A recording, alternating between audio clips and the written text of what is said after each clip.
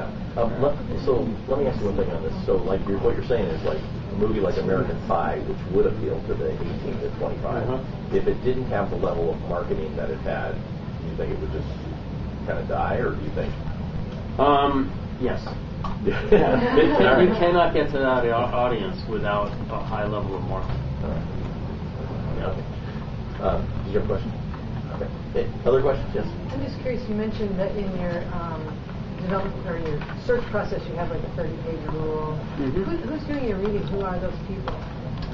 We have everybody in our office reads. So I read. We have. People. As people read, after you've read 30 or 40 or 50 screenplays, you get pretty good at it. You can tell what's good and what's not good. So everybody in our office reads because. If my assistant reads something that she likes, I'll read it. Or sometimes I'm the first one to read it. So you don't have this like a stable of readers or something? It's the people that you're developing? No, we don't use a stable of readers. If we really like something, then we send it out to some professional readers to see what they think as well. Oh, interesting. Yeah. That's a good thing to do. If you really want to get a hard, cool look at your screenplay, spend $75 and send it out to a professional reader, and don't put your name on it so they don't know it's from you.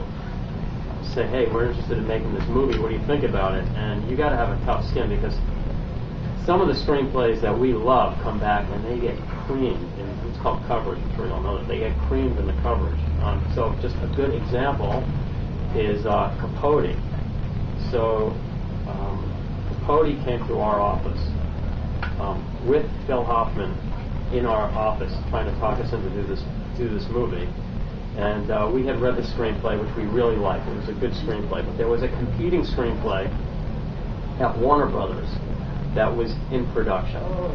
And we had heard that script at Warner Brothers was better than this script. And we thought, well, how are we going to compete with the studio? They're already making it, and that script's better.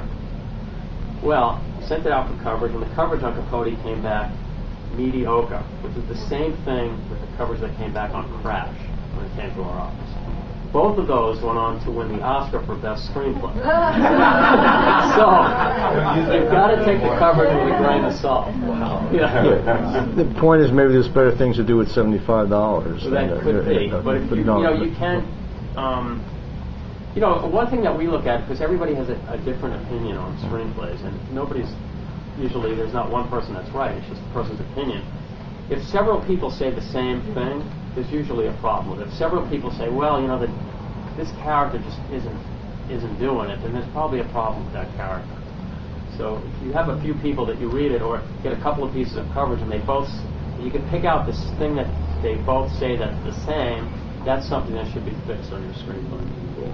How do you proceed after you get that coverage back that says a script that you're interested in and really want to do is mediocre? What's the next step for you? Well, sometimes we cry.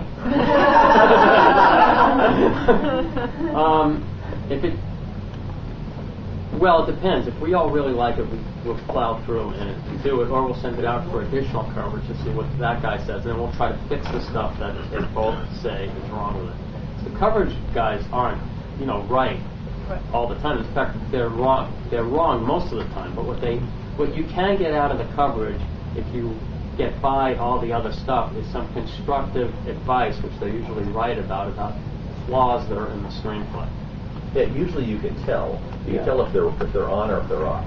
Right. If you've read the script, you can look and say, oh, okay, well that doesn't really make sense. They just didn't get that. And this right here, wow, I hadn't thought about that. Yeah, I find that when you read coverage, you have to get to know the coverage. Yeah. So you have to have read the screenplays 5 or 6 times and then send it to these coverage people 5 or 6 times. And then you can really get something out of their coverage, because you know what they like, what they don't like, and what they're going after, and if their sensibility is kind of like yours. Because sometimes in our office, I might love something and somebody else might hate it. It doesn't mean the screenplay is bad. It's just a different opinion of it. This is the last question. Yeah, just to follow up.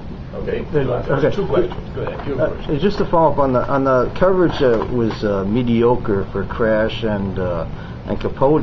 Did the writers change anything that was in that coverage? Well, or did they change anything based on that coverage, or did they go with their script and get Academy Awards? We don't give the writers back the coverage, but the script that was shot on both those movies was very similar to the screenplay that we got. Okay, Yeah. for that. Okay. Good. Jim? Okay, you've completed the film.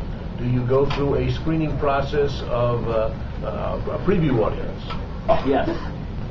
We go through, once the movie's completed, we call the director gets his cut. It's called the director's cut. And once we get the director's cut, we'll screen it normally for like a friends and family audience of like 20 or 25 people. Get some feedback, re-edit for a couple of weeks, then screen it again. And then you can do also what's called an NRG screening, which we do, which is a professional marketing company where they recruit the audiences and they give everybody questionnaires and they actually score the movie. And that's a very, very heart-wrenching thing to sit through. If you've worked on a movie for a year and you read those cards and you're looking to see what the score is on the movie. Cool. Yeah. Well, we need to bring this to a close. Listen, Bart, we really enjoyed talking with you. I hope that was helpful.